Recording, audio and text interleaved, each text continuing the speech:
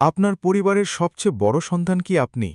তবে জেনে রাখুন, আপনি হয়তো কোনো এক অদৃশ্য শিকলে বন্দী।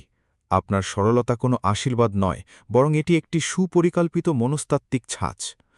বড় সন্তানদের জন্ম হয় একটি রাজকীয় কিন্তু নিঃসঙ্গ সিংহাসনে। তারা মা-বাবার প্রথম পরীক্ষা, প্রথম প্রত্যাশা এবং প্রথম বিসর্জন। আপনি যখন ছোট ছিলেন, अधिकता लायक তখন है। থেকেই আপনার মস্তিষ্কে গেঁথে দেওয়া হয়েছে, তোমাকে বুঝতে হবে, তোমাকে মানিয়ে নিতে হবে।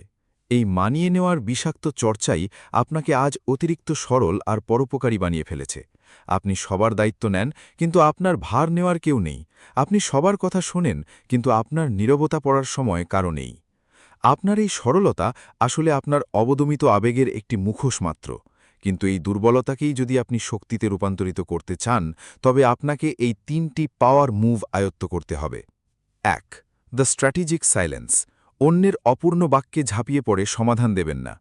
নীরবতা পালন করুন। মানুষ যখন আপনার নীরবতায় অস্বস্তি বোধ করবে, তখনই আপনি পরিস্থিতির নিয়ন্ত্রণ পাবেন। ২. The selective empathy.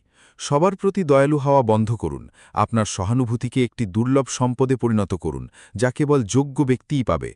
৩. The authority of no.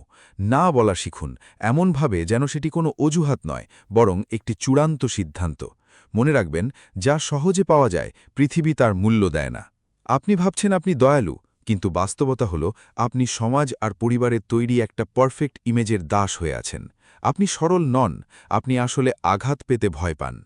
আয়নার সামনে দাঁড়িয়ে নিজেকে একবার প্রশ্ন করুন তো, এই যে আপনি সবার জন্য নিজেকে বিলিয়ে দিচ্ছেন, দিন শেষে যদি আপনার সব উপযোগিতা ফুরিয়ে যায়, তবে কি আপনার এই Başka şey তথাকথিত kaçıyor ortası. সরলতার কোনো মূল্য থাকবে? নাকি আপনি কেবল অন্যদের গল্প সাজানোর একটা সাধারণ মাধ্যম হয়েই রয়ে যাবেন?